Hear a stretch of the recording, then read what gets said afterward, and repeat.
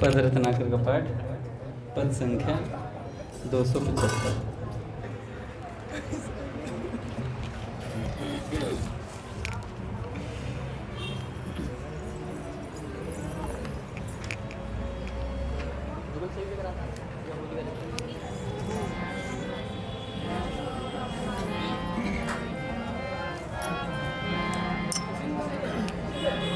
प्रेम से बोले श्री भाई जी बाबा की, श्री भाई जी बाबा की, श्री भाई जी बाबा की। पद रत्नाकर जी का पाठ, पद संख्या 275।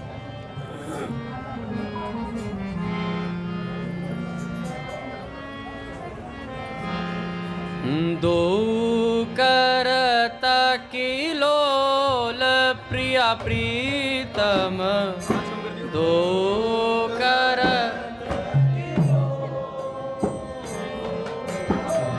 दो करत किलोल प्रिया प्रीतम, दो करत किलो रूप उजागर नागरि नागर, रूप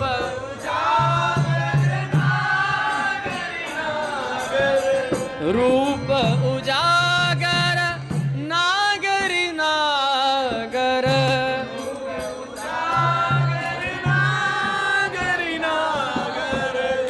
बोलत मधुरे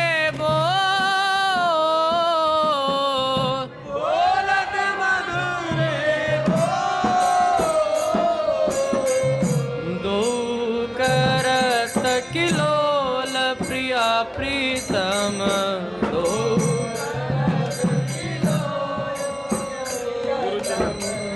हास विलास करत दो रस में,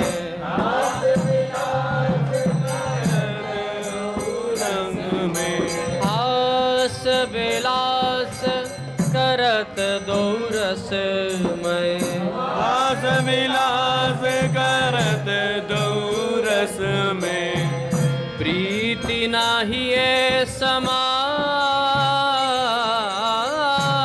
प्रीति नहीं है समा,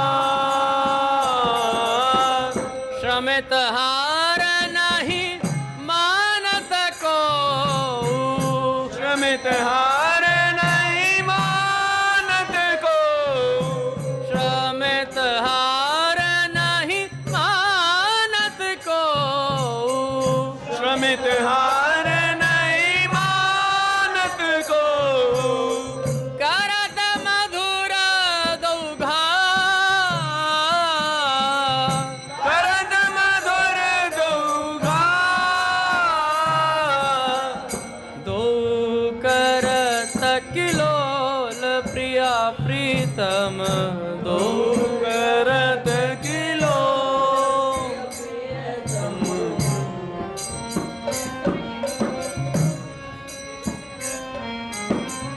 निव्रत निकुंज पुंज सुख माधुरी, निव्रत निकुंज पुंज सुख माधुरी, निव्रत निकुंज पुंज सुख माधुरी, निव्रत निकुंज पुंज सुख माधुरी, निव्रत निकुंज पुंज सुख माधुरी, निव्रत निकुंज पुंज सुख माधुरी, आ पुंज सुख माधुरी, पुंज सुख माधुरी, पुंज सुख माधुरी, पुंज सुख माधुरी, पुंज सुख माधुरी, पुंज सुख माधुरी, पुंज सुख माधुरी, पुंज सुख माधुरी, निभृत निकुंज पुंज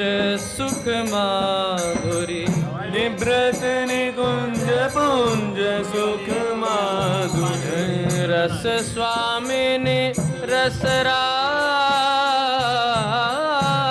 रस स्वामिनी रसरा, तन मन प्राण अभेद लोक एक तन मन प्राण अभेद अलौकिक क्रीडत नित नवसा क्रीडत नित नवसा दो करत किलोल प्रिया प्रीतम तो करत किलो दो करत किलोल प्रिया प्रीतम तो करत किलो प्रिय राधा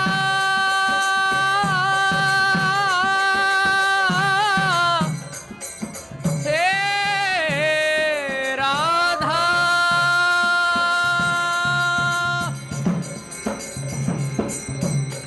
राधा माधव युगल सरकार की बोले भाई जी महाराज की जय। पूज्य श्री राधा बाबा की जय। पूज्य मैया की जय। अपने प्यारे भैया की जय। पूज्य दादा की जय। भक्तवत्सल भगवान की जय। हरि बोल। बड़े सौभाग्य का क्षण है कि आज भी हमें सत्संग और कीर्तन का परम लाभ प्राप्त हो रहा है।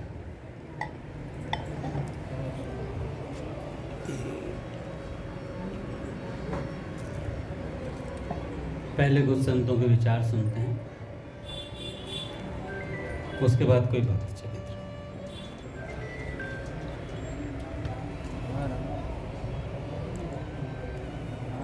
पूज्य उड़िया बाबा महाराज से साधक ने प्रश्न किया कि भजन में रुचि कैसे बढ़े। भजन में रुचि कैसे बढ़े। तो पूज्य बाबा कहते हैं, भैया भजन करने से ही भजन में रुचि बढ़ती है। अगला प्रश्न, सत्संग करने से भी भजन में रुचि क्यों नहीं होती। पूज्य बाबा कहते हैं, पाप की अधिकता होने के कारण नहीं होती। सत्संग से तो श्रद्धा और भजन में भी रुचि बढ़ती ही है। साधक ने कहा, महाराज कभी कभी तो स्वाभाविक ही भजन में रुचि हो जाती है और कभी कभी चेष्टा करने पर भी नहीं होती। पूज्य बाबा कहते हैं, इसमें हेतु है सत्व, रज और तम की प्रवृत्ति। मन न लगने पर भी नियम पूर्वक भजन करने से रज और तम की निवृत्ति हो सकती है। बाबा से पूछा, भजन किसका करना चाहिए। बाबा कहते हैं, जो सबसे बड़ा हो उसका भजन करना चाहिए। शुद्ध ब्रह्म पृथ्वी, सबल ब्रह्म बीज, हिरण्य गर्भ अंकुर, विराट वृक्ष और अवतार फल हैं। जिसका फल खाने की इच्छा हो उसको अवतारी भगवान का ही भजन करना चाहिए। भगवान में प्रेम और संसार से वैराग्य कैसे हो। बाबा कहते हैं, मैं तो संसार से वैराग्य का प्रयत्न करना कमजोरी समझता हूँ। देखो बहुत सुंदर बातें हैं बाबा की, उड़िया बाबा सरकार की। बाबा ने कहा कि मैं संसार से वैराग्य करना कमजोरी समझता हूँ। भगवान में राग होने से संसार में वैराग्य स्वतः ही हो जाएगा। हमें तो भगवान में राग बढ़ाने का प्रयत्न करना चाहिए। अब भगवान में राग कैसे हो।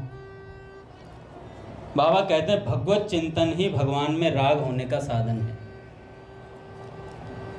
हमें तो भगवान का चिंतन करने का प्रयत्न करना चाहिए।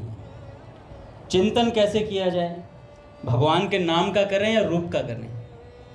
तो बाबा कहते हैं, नाम और रूप का साथ साथ चिंतन करो। नाम और रूप का साथ साथ चिंतन करो। बस भगवान का नाम लेते रहें और रूप को देखते रहें। पूज्य गया प्रसाद जी महाराज से किसी ने साधक ने पूछा था, उन्होंने कहा कि देखो प्रायः आंख बंद करने से ध्यान हो नहीं पाता है, साधक की वृत्ति इधर उधर भग जाती है। तो पूज्य उड़िया बाबा कहते हैं, आंख बंद करने की जगह आंख खोलकर भगवान का ध्यान कीजिए।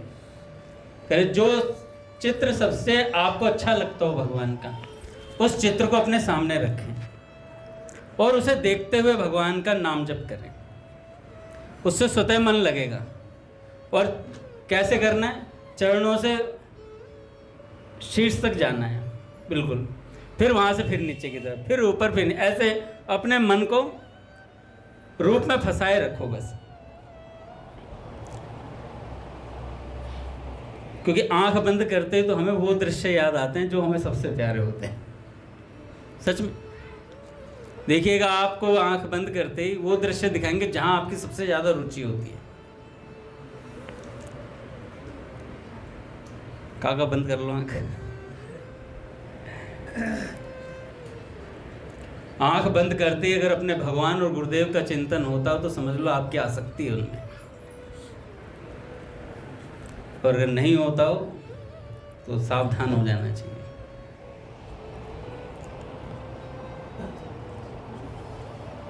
आगे कहते हैं, स्मरण करते समय भगवान के दर्शन की इच्छा रखें या ना रखें। पूज्य उड़िया बाबा कहते हैं, अच्छा तो इच्छा न रखना ही है, रखें तो भी कोई हर्ज नहीं है, परंतु भगवान के नाम, रूप, लीला और धाम को कल्पित न समझें। किसी ने कहा, भगवान का निरंतर चिंतन कैसे हो? बाबा कहते हैं, अपने शरीर का चिंतन करने के लिए क्या किसी प्रयत्न की आवश्यकता होती है? अपने शरीर का चिंतन करने के लिए। इसी प्रकार भगवान भी तो अपनी आत्मा ही हैं, उनका चिंतन करना पड़ता है, परंतु पीछे तो वैसा स्वभाव ही पड़ जाता है। बालक को कितना परिश्रम करना पड़ता है, परंतु पीछे तो विद्या अभ्यस्त हो ही जाती है। जब नर्सरी में थे तो कितना मुश्किल लगता था ABCD याद करना। यार कितनी है, कितने अक्षर हैं इसमें, ऐसा लगता पता नहीं क्या पूरा ब्रह्मांड हमें ही पढ़ाया जा रहा हो।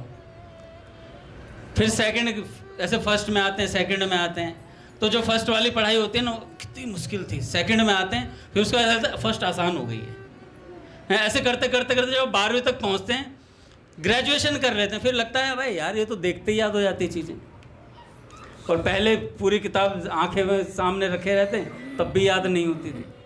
तो अभ्यास पड़ जाता है हम लोगों को। तो ऐसे भैया भगवान के भजन का अभ्यास करें। अभ्यास हम लोग करते नहीं, परंतु पीछे तो वैसा स्वभाव ही पड़ जाता है। बालक को कितना परिश्रम करना पड़ता है, पर अभ्यास होने पर आसान हो जाता है। आरंभ में अभ्यास में कैसे प्रवृत्ति होती है? पूज्य बाबा कहते हैं, सत्संग से ही अभ्यास में प्रवृत्ति होती है। गुरु की जैसी आज्ञा हो, आंख मूंद कर वैसा ही करें। आरंभ में स्वरूप ज्ञान आदि का विचार ना करें। अब तो पहले साधक आते कहता, काका मेरा स्वरूप क्या है? काका मेरा स्वरूप क्या है? काका कहेंगे आदमी बन जा। आदमी तेरा स्वरूप है, पहले मनुष्य बनो, बाकी कुछ बाद में बनना है। अब यहाँ तो पहले ही नारद मुनि को कोई आता कहता है, हनुमान जी हमारा स्वरूप है क्या कोई मेरा? हनुमान जी कहते हैं, हाँ आ जा, मेरी टोली में शामिल हो जा, लंगूर है तू। तो पहले भजन करो भैया, भजन स्वभाव में आ जाएगा। सत्संग कैसे मिलता है?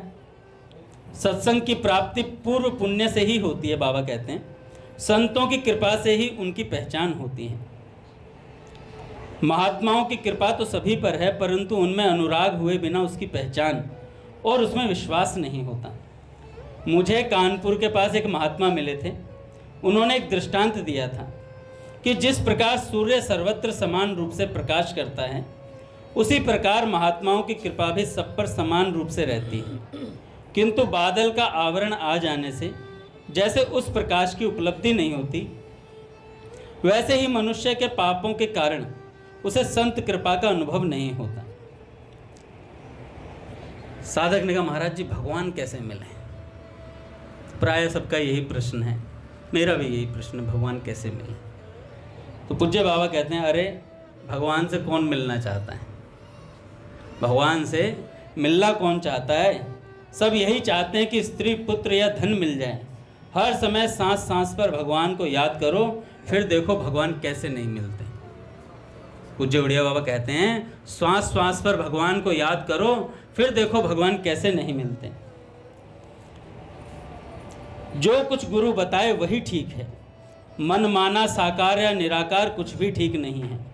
गुरुदेव के आदेश अनुसार किसी एक को इष्ट देव मानकर गुरु के उपदेश किए हुए मंत्र का जप और इष्ट देव के रूप का ध्यान करना चाहिए।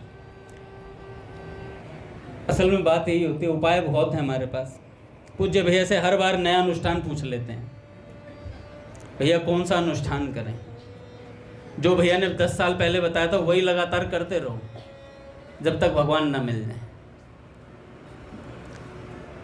जब तक भगवान, हम सोचते इस वाले अनुष्ठान में फल कम था, मीठा कम था, थोड़ी चीनी और डलवाई जाए, मतलब इस बार थोड़ा तगड़ा अनुष्ठान लेंगे।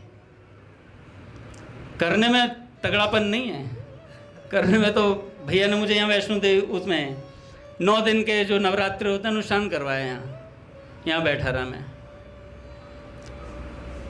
कम से कम 30 माला करने में 30 बार तो पाँव इधर से उधर घुमा दिए होंगे मैंने, आसन ही नहीं सिद्ध हो रहा था, नींद आ रही थी, मन ही नहीं लग रहा था। फिर थोड़ा कुछ पद चला लूँ, कोई मोबाइल में कुछ बात देख लूँ, बैठा ही नहीं जाता है। तो कुछ सद नहीं रहा हो तो क्या करें, पड़े रहो, सबसे अच्छा होता है पड़े रहो। गुरु के आश्रय में पड़े रहना सबसे बड़ी बात है। जैसा गुरुजी कहें भाई तेरे से 50 माला नहीं हो रही, 5 कर ले, 5 कर ले गुरुदेव, ईमानदारी से 5 कर ले। आगे कहते हैं, भगवत चिंतन करते समय चित्त संसारी विषयों में चला जाता है। इसके लिए क्या करें?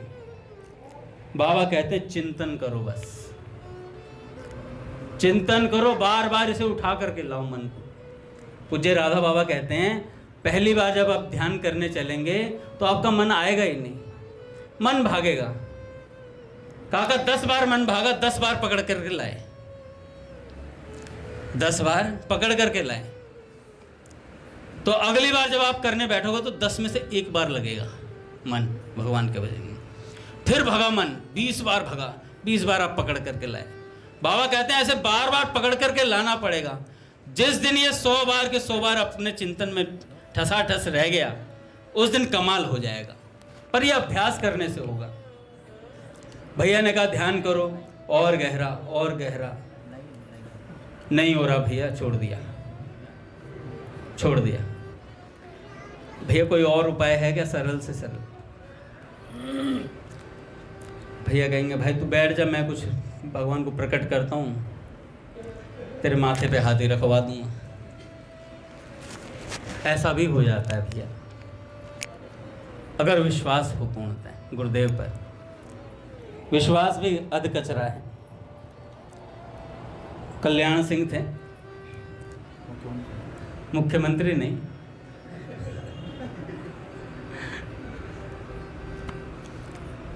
गदाधर भट्ट जी की कथा में आया करते थे। राजस्थान के कोई सेठ थे, वो नगर सेठ थे, आते थे। तो बड़ी मुश्किल होती है किसी धनाढ्य व्यक्ति को भगवान के भजन में लगा देना, जिसके पास धन हो। जिस व्यक्ति के पास रूप हो उसको भी भगवान के भजन में लगाना बड़ी कठिनता होती है, क्योंकि सब में एक अजब तरीके का अभिमान रहता है।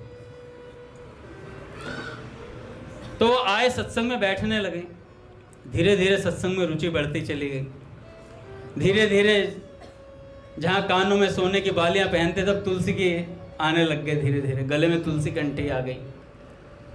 सब कुछ बदल गया महाराज, क्योंकि चित्त परिवर्तित हो रहा था सत्संग से। उनकी जो पत्नी थी वो इस चीज से बहुत परेशान थी। वो कहती थी आजकल कहीं घुमाने नहीं ले जाते हैं, जब देखो सत्संग में रुचि रहती है इनकी।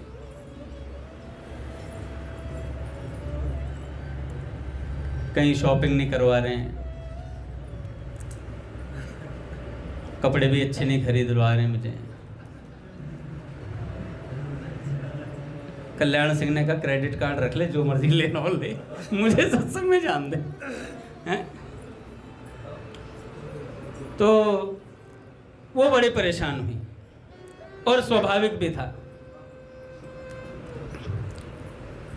तो खूब भजन करने लगे महाराज, सत्संग में जाने लगे। तो उनकी पत्नी ने सोचा इनको कैसे हटाया जाए। तो उन्होंने सोचा जिनका ये सत्संग सुनने जाते हैं ना, उनसे श्रद्धा हटाने का कोई उपाय ढूंढना पड़ेगा। अब जब श्रद्धा हटाने की बात आई तो उन्होंने एक नगर वधू को पकड़ा और कहा कि तुम इनके जो गुरुजी हैं उन पर इल्ज़ाम लगाओ कि इनका बालक मेरे कोख में है, और पेट में तकिए वकिए लगा के वो चली गई। सत्संग चल रहा था, पट खुलेंगे महाराज। श्री राम जय राम जय जय राम, श्री राम जय राम जय राम, श्री राम जय राम जय जय राम,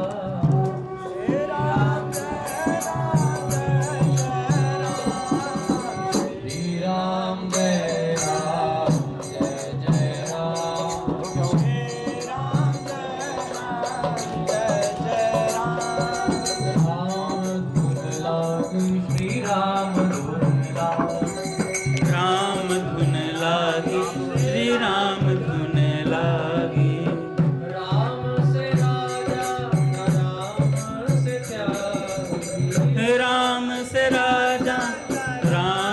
त्यागी, राम धुन लागी श्री राम धुन लागी, राम धुन लागी श्री राम धुन लागी, श्री राम जय राम जय जय राम, जय जय राम, श्री राम जय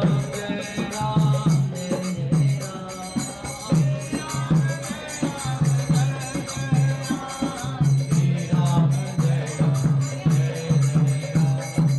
श्री राम जय राम जय जय राम, श्री राम जय राम जय जय राम, श्री राम जय राम श्री राम जय राम जय जय राम। बोली राधा माधव सरकार की जय। हरि बोल। सब थोड़ा आगे आगे हो जाए, थोड़ा जगह दे दें।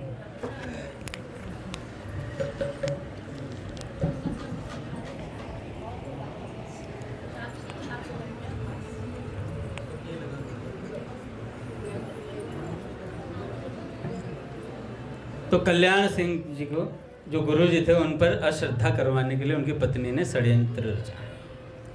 जब वो गई तो जाकर के बोला कि भाई गदाधर भट्ट जी के ऊपर इल्ज़ाम लगाया कि आपका बालक मेरे कोख में है। अगर साधारण तो कोई होता तो क्या घबरा जाता, पर गदाधर भट्ट जी सिद्ध संत थे भैया। तो उन्होंने कहा, छूटते ही बोला, मैं तो कब से सोच रहा था तुम कहाँ रह गई थी, बैठो। इतना बोला तो वो खुद ही चकित रह गई, ये हुआ क्या मेरे साथ। अच्छा क्या हुआ, वहां पर श्रद्धा कई लोगों की अलग अलग होती है। गुरु जी पे इल्जाम लगा, जिनकी श्रद्धा थी वो तो वहीं बैठे रहे, जो थोड़े अध कचरे थे, अरे यार गुरु जी ऐसा कर रहे हैं, ये कोई बात होती है। सत्संग में तो बहुत बोलते हैं, सुनते कहाँ हो तुम सत्संग की बात, बोलते तो हैं, सुनते कहाँ हो। और जब बिल्कुल ही गए गुजरे थे वो तो उठ के ही चल दिए। जो बीच वाले थे जिनकी श्रद्धा कच्ची पक्की थी ना, वो थोड़ा मजा लेते हैं, देखते हैं होगा क्या, सच भी है या नहीं है, बात का रस भी तो लेने वाले कई लोग होते हैं।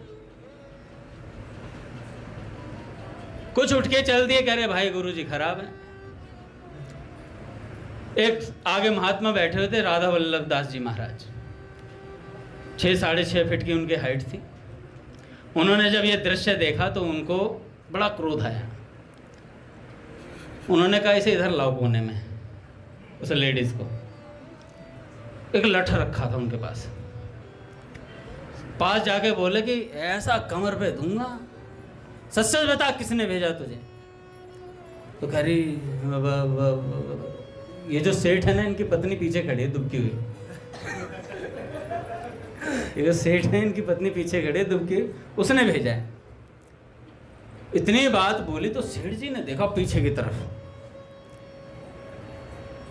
तो पत्नी भी आज आई हुई थी उनकी, रूप बना करके गले में तुलसी माला डाल के आई थी और बीड़ बैग ले रखा था। तो जैसे ही पति ने देखा पीछे घूम के हरे कृष्ण हरे कृष्ण कृष्ण कृष्ण।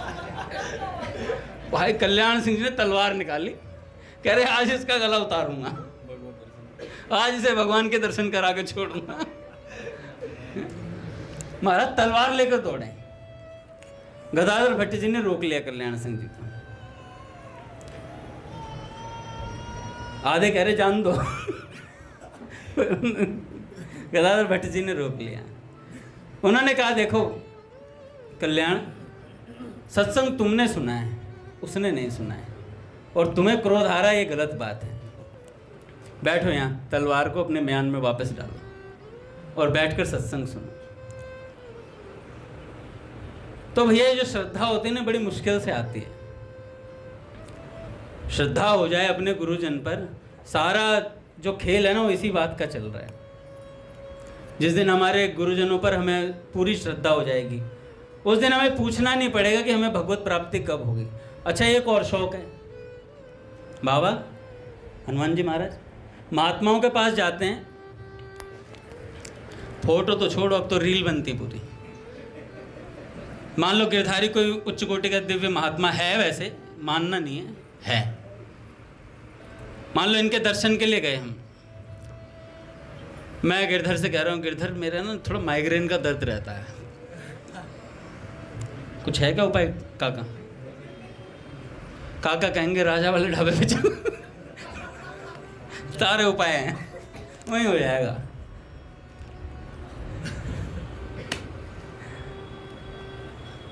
अब बेचारे वो महात्मा है भाई, वो भगवत प्राप्ति की बात बताने के लिए बैठे हैं, भगवान की तरफ चलाने के लिए बैठे हैं।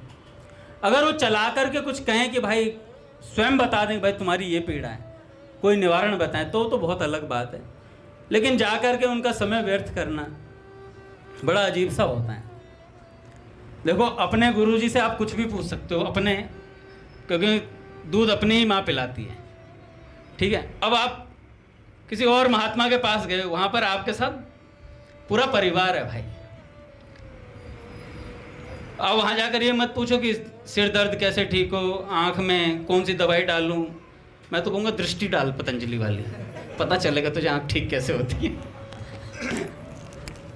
तो महात्माओं के पास जाएं तो चुपचाप बैठें, उनके नेत्रों को देखें, उनके मुखारविंद को निहारें, वो कोई उपदेश दें तो उसे सुने। एक बार अपने मुखरई वाले माधवदास बाबा जी, मैं पूज्य चंद्रेश भैया जी के पास गया हुआ था, तो मुझे नहीं पता था वो इतने उच्च कोटि के महात्मा, मैंने ज़िंदगी में पहली बार ही नाम सुना था। मैं काका नीचे उतरने लगा भैया से मिल करके, तो उन्होंने कहा कि अभी रुक जाओ, अभी कोई महात्मा आ रहे हैं, उनके दर्शन करते जाना। मैं कहा ठीक है, कोई होंगे भाई महात्मा। तो आए, अब कोई लाव लश्कर तो था नहीं उनके साथ। एक ब्रजवासी हट्टा कट्टा मुखरई गांव का, और एक महाराज जी का चेला था कोई, फटा सा उसने गमछा सा पहना हुआ था, ऐसा लग रहा था कि जैसे धूल चढ़ी हुई पूरे मुंह पे, और पूरा आंखें अजीब सी हो रखी। शिष्य की बता रहा हूँ मैं, और गुरुजी की हालत तो और खराब थी। बाबा आए, बाबा को देखा, मैंने कहा भैया कौन से महात्मा हैं? कह रहे पूज्य माधवदास बाबा जी महाराज हैं, पूज्य पंडित जी महाराज जी के शिष्य। मैंने कहा अच्छा, मैंने पहली बार देखा, मैं करूं तो करूं क्या। अब मेरे एक स्वभाव सुधर चुका था प्रश्न पूछने का, क्योंकि मैं गोकुलानंद प्रभु जी के नाना जी से पूछ चुका था प्रश्न, उसके बाद से प्रश्न नहीं पूछता हूँ मैं। क्योंकि वहाँ से मुझे अच्छा उत्तर मिल गया था। तो मैं बैठा उनके सामने, माधवदास बाबा जी के सामने बैठ करके उनके नेत्रों को निहार रहा था। उनका एकदम सरलपन का एकदम ऐसा था, अद्भुत बिल्कुल। हमने पूज्य गया प्रसाद जी महाराज जी की रहनी को पढ़ा है किताबों में, उसमें दिखाई देता है ना, बिल्कुल सेम वैसा ही उसी तरीके से रहनी, और आंखें पता नहीं क्या नेत्र थे उनके यार, अद्भुत नेत्र। मैं कई देर तक वहीं बैठा रहा। मैंने कहा प्रश्न नहीं पूछूंगा, क्योंकि पुस्तक में भी पढ़ा है महात्मा के नेत्रों को देखना चाहिए, क्योंकि इन्हीं नेत्रों से वो भगवान को देखते हैं, हमें उन नेत्रों को देखना चाहिए। देखा, काफ़ी देर बाद उनको दर्शन करके वो जाने लगे। पूज्य भैया से उन्होंने, उनको कोई बीमारी थी टीबी की, तो उसकी दवाई वगैरह ली तो नीचे उतरने लगे। जो चेले थे वो चले गए ई रिक्शा पकड़ने के लिए, और बाबा खड़े हो गए रामकृष्ण मिशन हॉस्पिटल का जो गार्डन सा है वहाँ पे एक पेड़ के नीचे। एक सुमरनी थी उनके हाथ में, बस वही आज तक मैंने दर्शन किया, उसके बाद मैंने दर्शन नहीं कर पाया उनके। छोटी सी सुमरनी से नाम जब चल रहा था, तो उन्होंने कहने लगे माधवदास बाबा जी कि चंद्रेश भैया, पंडित जी महाराज के सामने साधक आया एक, और आकर के कहने लगा कि बाबा हमसे ना जिह्वा से नाम जप नहीं होता है, अपना तो मन ही मन चलता है, अपन तो मन से नाम जप करते हैं। चंद्रेश भैया, पंडित जी महाराज ने कहा कि चुपचाप जिह्वा से नाम जप किया करो, मन तो तुम्हारा अभी कहाँ है, अगर बता दूं तो तुम शर्मा जाओगे। मन तुम्हारा कहाँ है, अगर अभी बता दूं तो तुम शर्मा जाओगे। ये मत बोलो कि मन से नाम जप कर रहे हो, मन मेरे को पता तुम्हारा कहाँ रहता है, इसलिए चुपचाप जिह्वा से नाम जप करो, जीभ हिलाओ, इस वैखरी को हिलाओ। आजकल क्या होता है कि हम ना ज्ञान, मुझे पता है उपांशु किसे कहते हैं, मानसी जप किसे कहते हैं, वैखरी किसे कहते हैं, सब पता है मुझे। तो दूसरे को, अपने को ऊंचा दिखाने के लिए, अपना तो मानसी चलता है, नेत्र चढ़ा चढ़ा के मानसी चल रहा है। नहीं चल रहा भैया, चुपचाप जीभ हिला लो। दिखाने की क्या हो सकता है। राधा रमन जी अपने गुरुदेव राधाचरण जी वो कह रहे थे कि झूठ बोल किससे रहे हो आप भाई, अपने साधन को बढ़ाकर बता रहे हो, 4 बात एक्स्ट्रा लगाकर बता रहे हो कि मुझे लीला चिंतन के साथ भगवान आते हुए ही दिखते रहते हैं हमेशा, तो ये बताने की जरूरत नहीं है। भगवान को पता है तुम्हारे साथ है या नहीं है। मैं 50 माला करता हूँ, ये बताने की जरूरत नहीं है। मैं बहुत गिरा हुआ व्यक्ति हूँ, ये भी बताने की जरूरत नहीं है, क्योंकि ये भी भगवान को पता है। अपनी दैन्यता भी इसलिए दिखाते हैं सामने वाला हमें दीन समझे। तृणादिपि सुनी चैन, मैं ही वो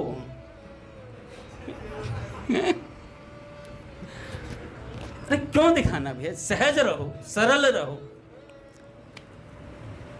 क्या ज्ञान बघारना है।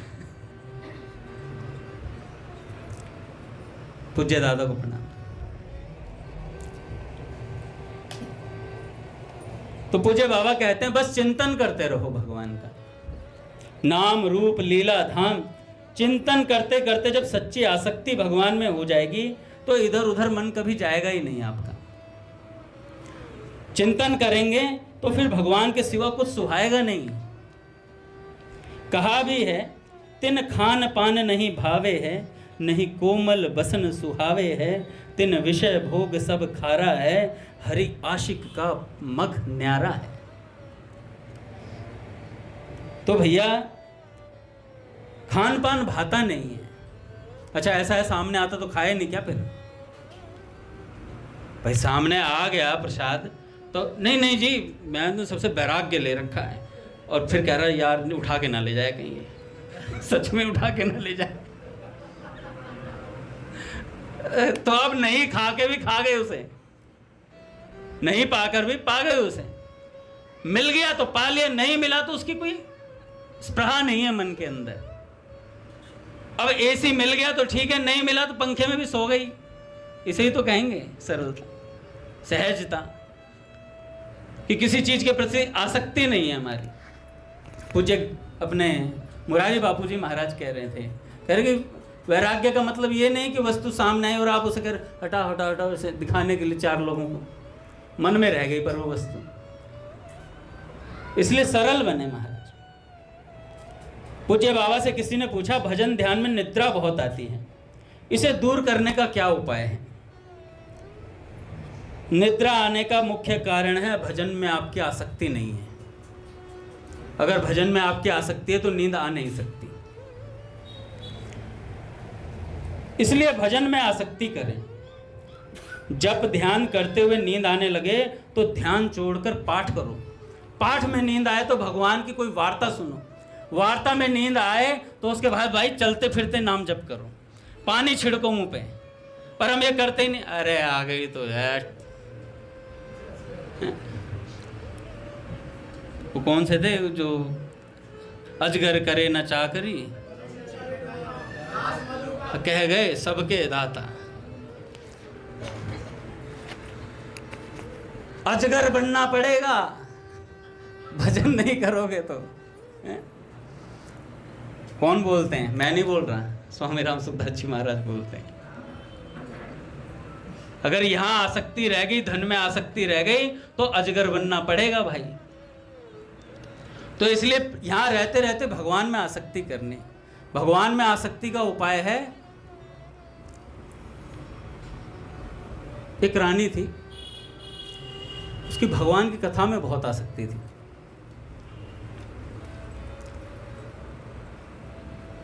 और वो नित्य कथा सुनने जाते थे। अपने धतिंगा बाबा 42 किलोमीटर पैदल चलते थे कथा सुनने के लिए। 42 किलोमीटर नित्य पैदल। यहाँ तो जनकपुरी 2 किलोमीटर भी नहीं है, 500 भी नहीं लोग भी। इतना तो ये लोग गन्ने का जूस पीने के लिए घूम के निकल लेते हैं।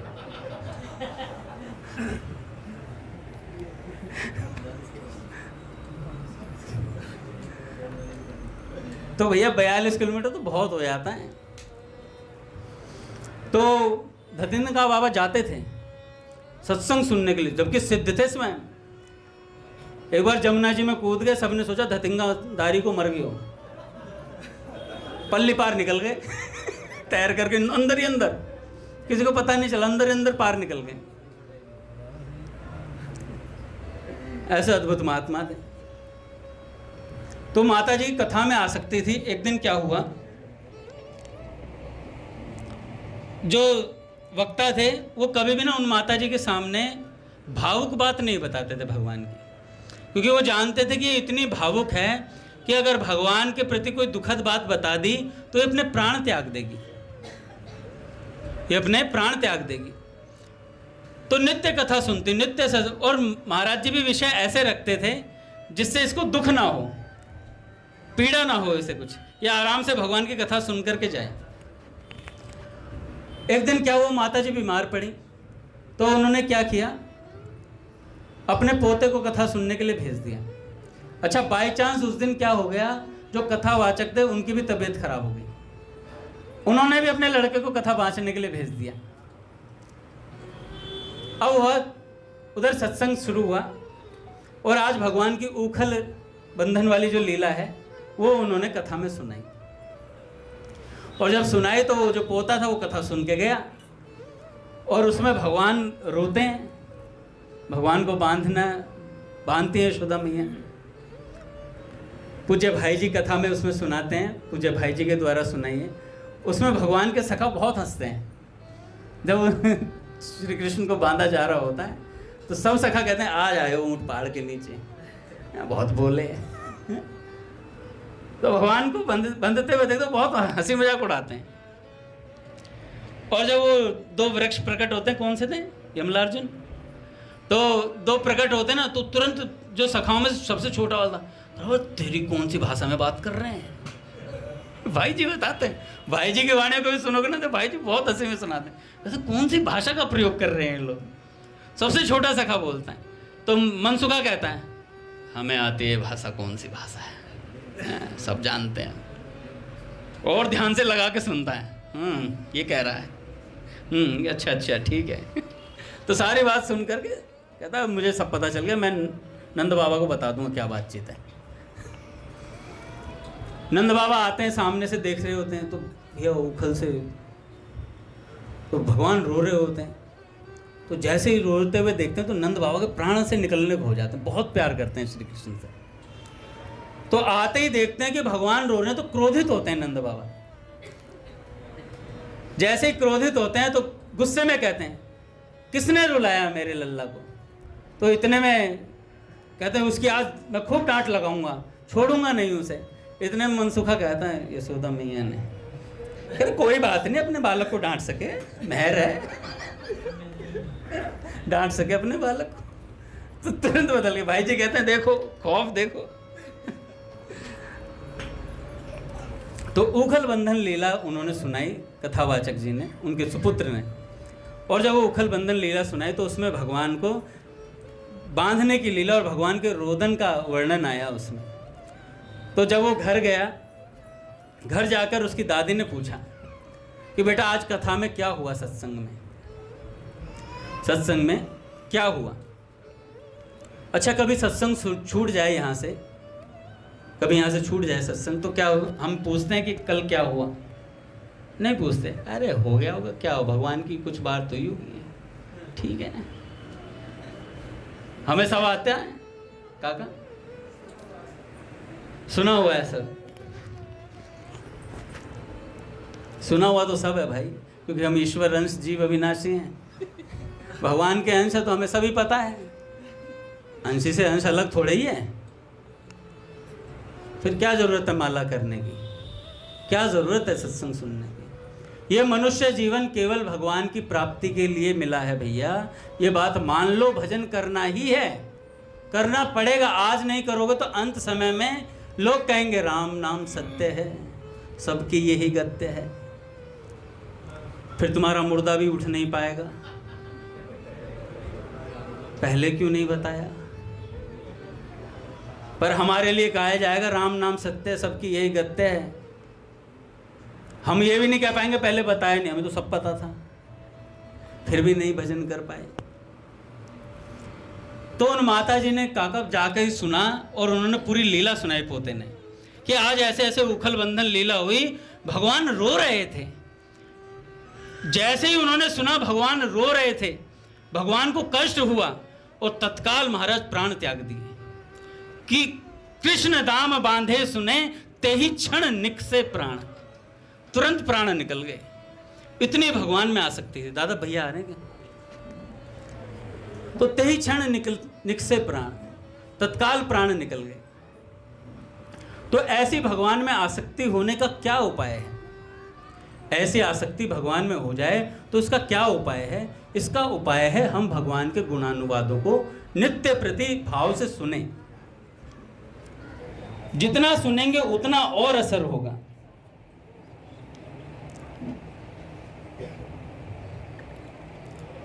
भगवान का निरंतर चिंतन ही भजन का तरीका है भैया। कोई कहे कि भजन का क्या तरीका है? भगवान का चिंतन करो, यही भजन का तरीका है भाई। कोई बात हृदय पर लग जाए, नाम रूप लीला धाम कोई बात समझ में आ जाए, उसे ही पकड़ ले साधक, तत्काल पकड़े।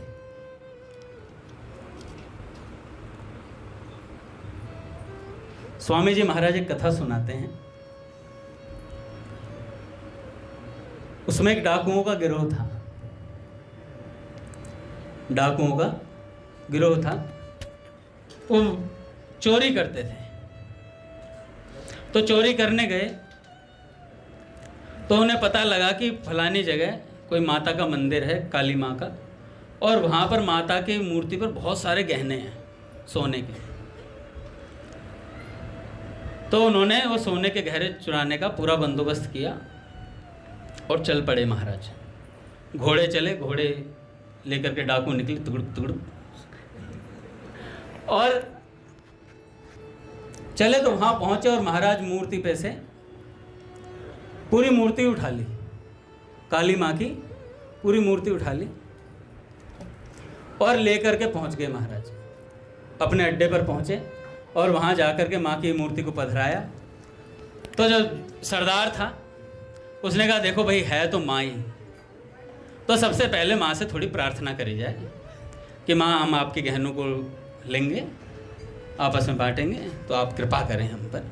तो एक बार छोटी सी प्रार्थना हो जाए। तो जैसे ही प्रार्थना करने लगे, गिरधर जैसे प्रार्थना करने लगे तो आंख मीची। आंख मीचने से पहले ही एक जो पीछे उसमें गिरोह का बंदा था, उसने देखा यार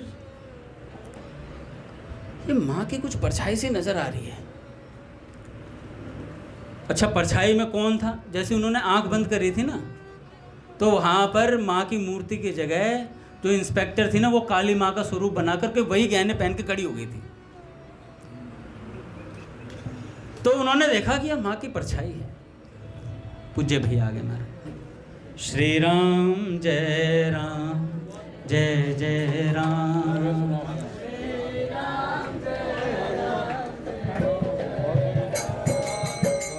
श्री राम जय भैया।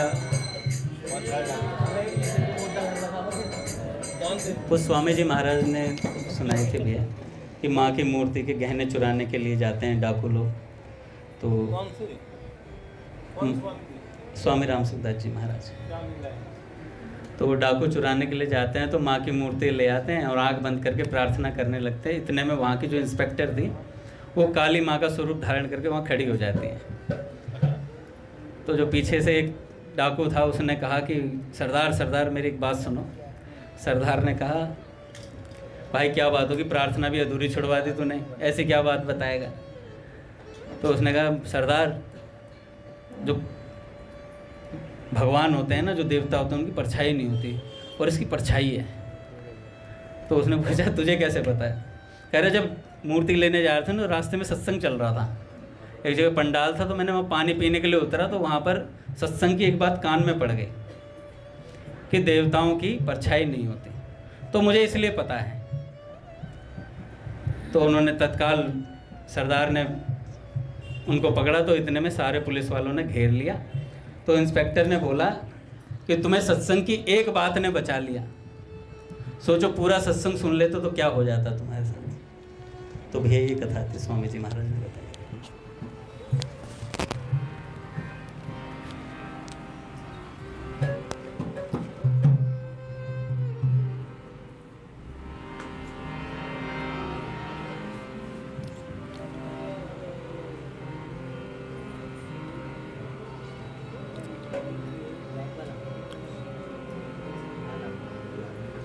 हरि ओम।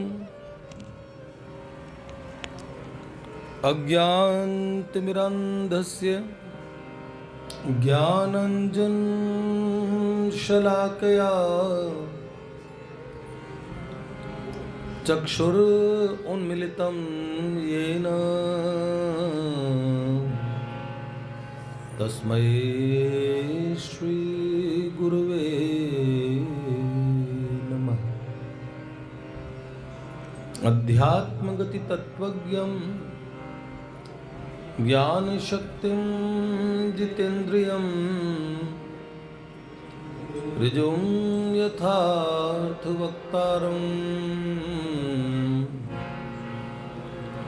श्रीनारदं प्रणमामि। श्रीराधा माधवरूपावे माधव राधारूपिणं नित्यविहारी निकुंजस्थं श्री बाबूजी बाबा भजे। मेरो मन माणिक गिरवी धर्यो श्री नंद नंदन के पास हरि प्रेम व्यास इतनो बड़ी हो सखना छूटन की। जय राधे राधे गोविंद गोविंद राधे राधे राधे गोविंद गोविंद राधे राधे राधे गोविंद गोविंद राधे राधे राधे गोविंद गोविंद राधे राधे श्री गोविंद राधे राधे राधे श्री गोविंद राधे। श्री लाडली लाल की भक्तवत्सल भगवान की परम पूज्य बाबूजी बाबा की देवर्षि नारद जी महाराज की शिवन नारदी निकुंज की कुंज विहारी विहरणी जोगी जय जय हो।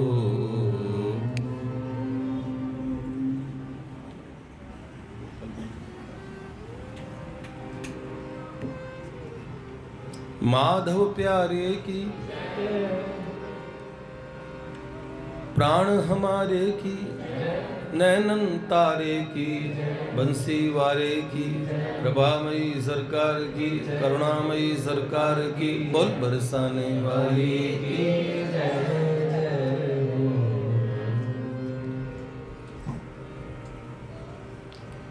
देखिए,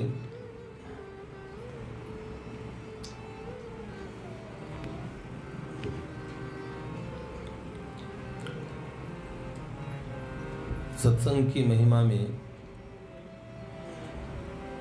स्वामी जी का उदाहरण बता के श्री अंगद जी ने बताया कि सत्संग का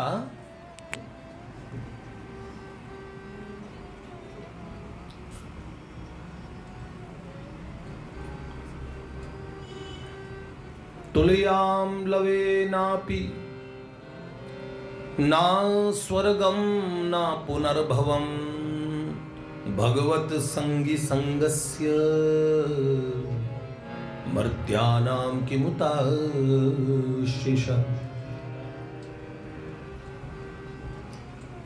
सेकंड से भी छोटी नापने की होती लव, बहुत छोटी होती है। जैसे हमारे नैनो सेकंड बोलते हैं ना अंग्रेजी में,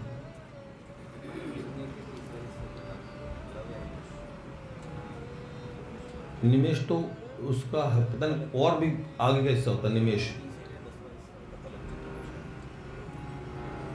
कह रहे पलक गिरने का तीसरा हिस्सा लव हो गया, ऐसा डॉक्टर साहब कह रहे। लव हो गया नहीं, समय का माप लव।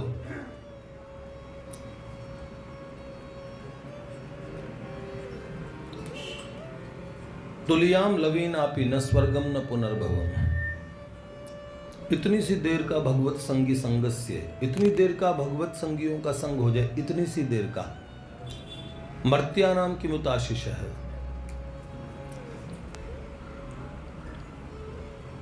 फिर और किसी चीज से तुलना, और किसी वस्तु से, किसी चीज से, किसी लाभ से क्या तुलना हो सकती है? स्वर्ग से और वैकुंठ से, मोक्ष से जब तुलना ना हो सके।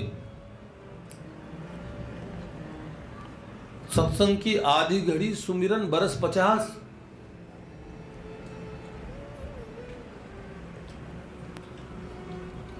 सत्संग सबसे बड़ी वस्तु होती है।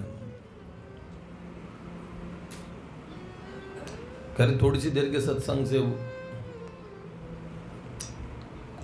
एक व्यक्ति बच गया। एक सेठ जी सत्संग में नहीं जाते थे।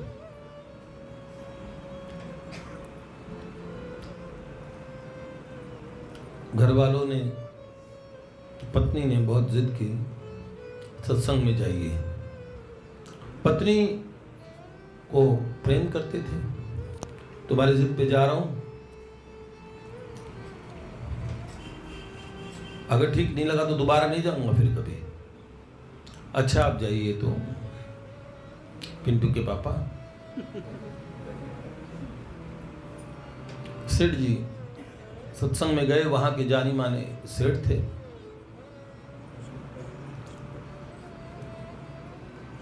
लोगों ने देखा ये वैसे बड़े नास्तिक हैं, पर आए हैं तो चलो, और धनी मानी सेठ भी हैं, क्या पता आगे कोई रामायण और कोई कथा व्यास को बुलवाना हो तो खर्चा पानी भी ठीक से कर देंगे। कथा व्यास जी को भी पता था, सबको पता था, सेठ जी के चर्चे थे। पर सेठ जी कथा में आ गए तो गणमान्य लोगों को, लोग वैसे भी उन्हें पूछ की आदत होती है, नहीं पूछे तो बुरा मान जाते हैं। और भगवान के घर और सत्संग में भी पूछ लेके आते हैं कि पूछे। तो लोगों ने हल्ला मचाया, आइए आइए आइए आइए आइए सेठ जी आइए आइए, चारों तरफ हल्ला आइए आइए का हल्ला मच गया। और ऐसे ही आइए आइए कह के कथा व्यास जी ने भी आदर किया, बुलाया, बिठाया, आगे जगह मिली। पर तुलसी पूरब पाप से हरि चर्चा न सुहाय, ज्यों जैसे ज्वर के बेगते भूख विदा हो जाए। भगवान की चर्चा अच्छी नहीं लगती, पुराने पाप ज्यादा होते हैं तो। और ये शाम त्वंत गतम पापम जनानाम पुण्य कर्मणाम ते द्वंद मोह निर्मुक्ता भजन्ते माम दृढ़ व्रता। जब पाप समाप्त हो जाते तो भजन में दृढ़ता आती है। अब उन्होंने कथा में सो गए।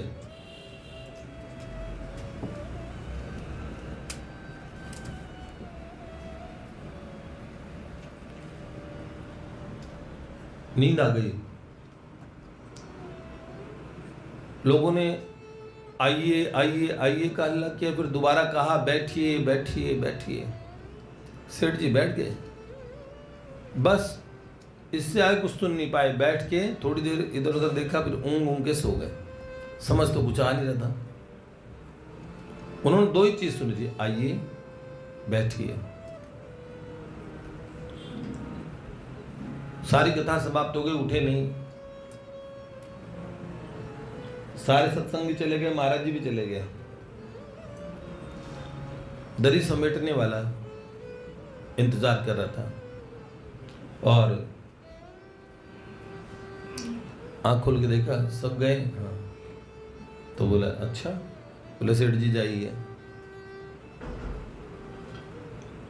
घर पहुंचे, पत्नी ने पूछा क्या सुना सत्संग में? बोले मैंने 2-3 शब्द सुने।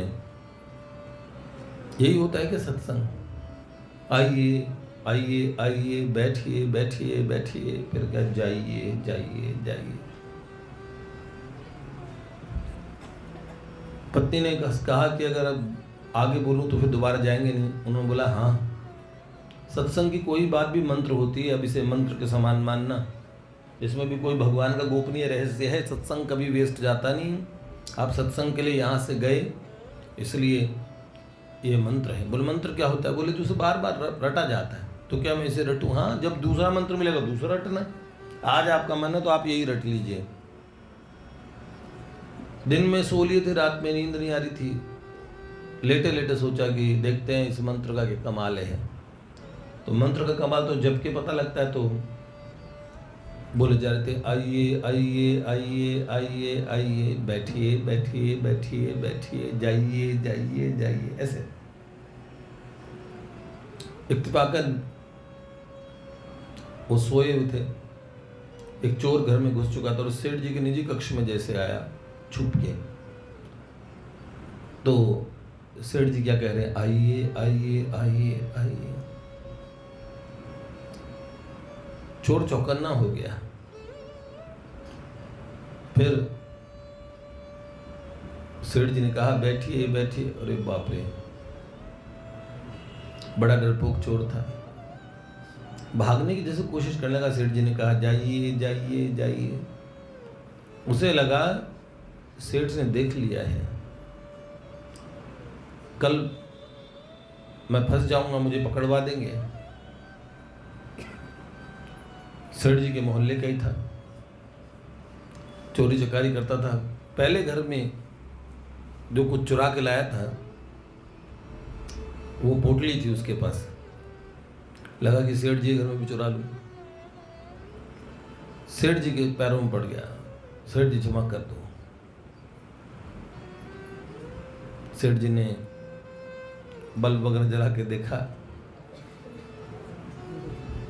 बोले सेठ जी सच कह रहा हूं, आपके घर तो ऐसे ही आ गया था, क्योंकि आप 2-3 घर छोड़ के आज इस पोटले में धन भर के लाया हूँ वहाँ से। सोचा कि सेठ जी के भी यहाँ हुआ था, पर सेठ जी आपने देख लिया, प्लीज़ बताना मत। बस चोरी करने की हिम्मत है, अगर पुलिस वाले पीटेंगे तो पिटने की हिम्मत नहीं है। इस शरीर का दुबला पतला कमजोर आदमी हूँ। सेठ जी आप ये लीजिए, ये जो मैं चुरा के लाया ये आपका। सेठ जी सोचने लगे कमाल की बात है, चोर भाग गया। बाहर आके सुटाने से कहा ऐसे से बात हुई देखो, और चोर ये दे गया। आप क्या कर रहे थे? मैं मंत्र जप रहा था। आइए आइए आइए, बैठिए बैठिए बैठिए, जाइए जाइए जाइए। सेठानी समझ गई। सेठानी ने एक्सप्लेन किया, देखो आज बेमन से सत्संग में गए और कुछ साधारण शब्दों को मंत्र के रूप में पकड़ लाए तो इतना लाभ हो गया आपको। जब ईमानदार से जाएंगे और वास्तविक बात सत्संग की पकड़ के लाएंगे तो उस दिन कितना बड़ा अनुपम लाभ होगा। और सेठ जी उस दिन के बाद तो सत्संगी हो गए। सत्संग का जगह कर दो थोड़ी।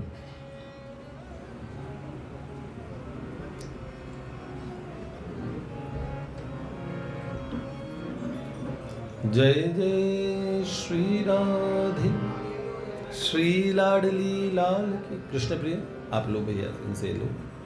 जय जय। तुल्याम लवेनापि न स्वर्गम न पुनर्भवम। एक क्षण का सत्संग की इतनी महिमा बताई गई। लंकिनी ने हनुमान जी को रोका। इसी श्लोक का ट्रांसलेशन बाबा तुलसी ने चौपाई में और दोहे में लिखा है।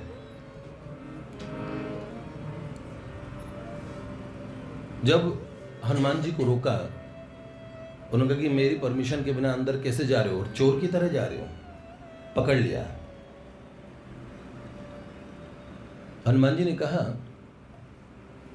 उल्टा चोर कोतवाल को डांटे, तुम्हारा राजा चोर है और मां जानकी जी का अपहरण किया है, मैं तो डिटेक्टिव हूं।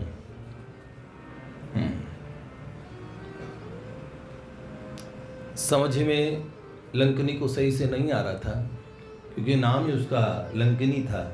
आज भी किसी को कह दो प्रेम से कि ये तो बड़ी लंका है, तो आप रखता भी नहीं। भाई आपने किसी का नाम देखा लंकिनी या शूपनखा? ऐसा नहीं। कोई न ताड़का, पूतना, भगवत द्रोहियों का नाम तक नहीं रखा था। अभी भी कोई प्रेम से ऐसे रख ले, अब तो कोई रावण वावण रख ले, लेकिन माँ बाप रावण नाम नहीं रखते किसी का, क्योंकि एक दिन पटाखे फूटेंगे उसमें। ऐसा सब जानते हैं, नहीं रखते, कोई नहीं रखते रावण नाम। मेघनाथ भी नहीं रखते। कुसंग की भी उतनी ही बड़ी बात है। सत्संग की जितनी महिमा है ना, उतना कुसंग का नुकसान है।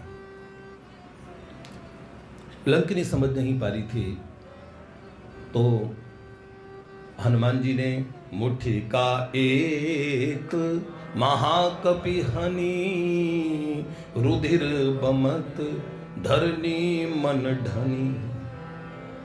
एक घूंसा हनुमान जी ने मारा और तुरंत तात मोर अति पुण्य बहुता, तात मोर अति पुण्य बहुता, देखे नयन राम कर दूता, प्रभु सी नगर कीजे सब काजा, प्रभु सी नगर कीजे सब काजा, हृदय राखी कौशलपुर राजा, हृदय राखी कौशलपुर राजा। अब देखिए, एक घूंसा पड़ते ही तात मोर अति पुण्य बहुता, विरक्त हो गई। रक्त निकला ना तो विरक्त हो गई। रावण का जो अन्न खाया था ना, वो रक्त निकल गया। लंका की अधिष्ठात्री देवी थी, पर रावण का कुसंग ऐसा हो गया, वो रक्त निकल गया तो विरक्त हो गई। भीष्म पितामह ने भी कहा ना कि दुर्योधन का अन्न खाया था, इसलिए द्रौपदी के साथ जो अनाचार हुआ। धर्म को जानने वाले महापराक्रमी भीष्म, जिनसे सुरासुर जयी देव दानव यक्ष गंधर्व किन्नर भी सामने, जिनके सामने लड़ने से डरते थे, ऐसे महान पराक्रमी अजेय भीष्म पितामह, परम धर्मज्ञ, जब प्रवचन कर रहे थे ना, युधिष्ठिर जी को, तो द्रौपदी चुपचाप हंस रही थी। तो उन्होंने कहा बिटिया तुम हंसी क्यों? बोले दादाजी आप बहुत अच्छा प्रवचन करते हैं, ये सारा ज्ञान तब कहाँ गया था जब सभा है भरी भगवन भीड़ परी, आओ तो आओ हरि के किस विध थे देर करी। एक दिन मैंने पुकारा था बड़ी सभा में, हाथ जोड़ जोड़ के आपको बोल रही थी कि इतना अनुग्रह करें। 10,000 हाथियों की शक्ति वाले महापराक्रमी दुशासन ने और मेरे वस्त्र खींचे। दादाजी आप तो बड़े ज्ञानी हैं, उस समय आपने क्यों नहीं कुछ कहा? तब उनका बेटे मैं दुर्योधन का अन्न खाता था। आप समझिएगा सत्संग और कुसंग दोनों की महिमा, हम जैसी सोहबत में बैठते हैं वैसे ही बन जाते हैं। दुनिया के जिस बहाना मत बनाइए कि हमारा फील्ड ऐसा है, हम कॉर्पोरेट में हैं, हम और हमारे तो सभी सारे कुएं में अभी भी भांग नहीं पड़ी है।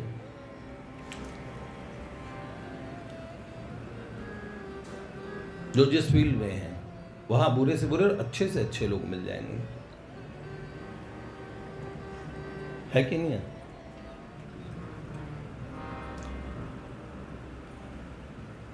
सारा दिन ही और सारा समय आने जाने में, लोगों को देखने में, मिलने में, सब क्षेत्र के लोग मिलते हैं।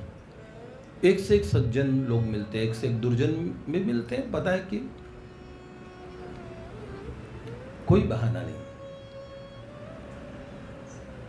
पर जैसे सोहबत में हम रहते हैं उसका असर जीवन में आता है। काजल की कोठरी में कैसो ही सयानो जाए, एक लीक काजल की लागे हैं पे लागी हैं। बस ऐसी ही बात थी। भीष्म पितामह ने कहा इनके संग का असर था। जब ये रक्त निकल गया ना, मुझे सब बात समझ में आ गई। ये बात जीवन में चाहिए। मेघनाद रावण का बेटा है। कुंभकर्ण अपने भाई को समझाते हैं, रावण को समझाते हैं। इंद्रजित मारा नहीं जा रहा था। भगवान शेष के अवतार लक्ष्मण जी को भी भीषण युद्ध करना पड़ा। जो 14 वर्षों तक न सोए हूं, परम ब्रह्मचारी रहे हूं, निद्रा को जिन्होंने जीता हो वही के इनको मेघनाद को मार सकता था। मेघनाद का नाम इंद्रजित भी था। वो अपने पिता से बहुत प्रेम करते थे। शेषनाग की पुत्रियां 2 हैं, एक का नाम सुलोचना, एक का नाम सुनैना। सुनैना जी, ये मैंने कोई साउथ का शायद कोई ग्रंथ था उसमें पढ़ा था। तो सुनैना जी विदेहराज जनक जी को ब्याही थी और सुलोचना जी का इनसे विवाह हुआ, मेघनाद जी से। और परम सती थी। अपने सतीत्व के बल पे उन्होंने मेघनाद की रक्षा की। तो उर्मिला जी लक्ष्मण जी की पत्नी भी परम सती थी। हमारे यहाँ सतीत्व की बड़ी महिमा है। आजकल लोग संबंधों को जरूर ड्रम के अंदर डाल देते हैं। सनातन धर्म में बहुत सारे शब्द हैं, एक शब्द नहीं मिलेगा आपको, कहीं भी निकाल के देख लेना संस्कृत के किसी ग्रंथ में, हिंदी में। ये तलाक शब्द हमारे यहाँ नहीं होता था, नहीं होता था। रिश्ते ऐसे बनते थे। अब तो माता पिता वृद्धाश्रम में चले जाते हैं। जन्म देने वाले माँ बाप को भी इस संबंधों में नहीं माना जाता है। लोग कुत्तों को पाल लेते हैं, माँ बाप नहीं पल रहे। कमाल की बात है। सारी परंपरा, सारी चीजें हमने इतना वेस्टर्नाइजेशन वो और मॉडर्नाइजेशन के नाम पे इतने विकृत कर दी। घरों पे अतिथि देवो भव लिखा होता था, सुस्वागतम लिखा होता था, अभी घरों के बाहर लिखा होता कुत्तों से सावधान। अब घर में कितने कुत्ते हैं बाप रे बाप पता नहीं। इसीलिए तो सुलोचना भी परम सती थी। मेघनाद रण में जब वीर गति को प्राप्त हुए, उनका मस्तक भगवान राम ने कह दिया कि इनकी पत्नी परम सती है, भूमि पे गिरेगा तो पतिव्रता के शाप से हमारी पूरी सेना को हानि होने की, तो इसलिए बाय उस मस्तक को आदर पूर्वक इधर ले आना। तो रामा दल में, श्री राम जी के दल में वो मस्तक आ गया। जैसे भुजा काटी थी तो एक भुजा लंका में जाके गिरी, हाथ के बाजू बंद, और उसके लोगों ने पहचाना कि ये मेघनाद की भुजा है। परम सती सुलोचना जी ने उस भुजा को देखा, एक बार स्पर्श करने वाली थी, फिर उन्होंने कहा क्या पता ये पर पुरुष की भुजा ना हो।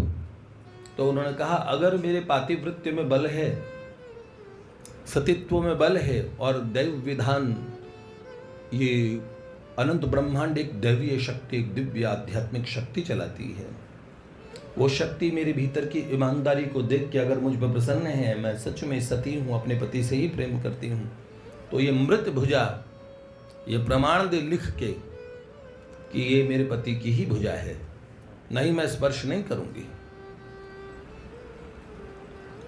तब उस भुजा ने लिखा प्रिय ये मेरी ही भुजा है।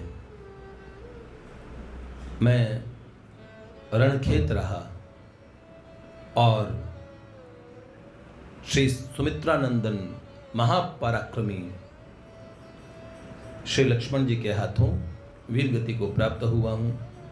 मेरा मस्तक श्री रामादल में है। तो सती अपने ससुर जी के पास पहुंचती है और कहते हैं कि देव मेरे पति का मस्तक श्री रामादल में है, आप वो मस्तक मांग लें। रावण ने कहा बेटा मेरा युद्ध है, कल मैं मस्तकों के झुंड लगा दूंगा, कल ऐसा भीषण संग्राम करूंगा कि उस सेना में हाहाकार मच जाएगा। उन्होंने बोला आप कितने ही मस्तक काटिए, मेरे पति तो वापस नहीं आएंगे, मैं तो सती होंगी अपने पति के साथ में। ऐसा सुलोचना जी ने कहा तो आप मांगिए। तो उन्होंने बोला मैं याचक नहीं बन सकता, पर तुम वहां जाओ, शत्रु के खेमे में अपनी पुत्र वधू को भेजना। लंका में किसी ने ऑब्जेक्शन किया, दशानन ये आप कह रहे हैं ये अनुचित है, वो शत्रु हैं, आपने उनकी पत्नी को रखा है, कहीं वो आपकी पुत्र वधू को उधर रख ले, बाद में कहें कि अदला बदली कर लो। तो रावण मुस्कुराए, उन्होंने कहा ये रावण का दल है और उधर राम जी का दल है, वहां परम ब्रह्मचारी हनुमान जी है, परम जितेंद्रिय लक्ष्मण जी हैं, और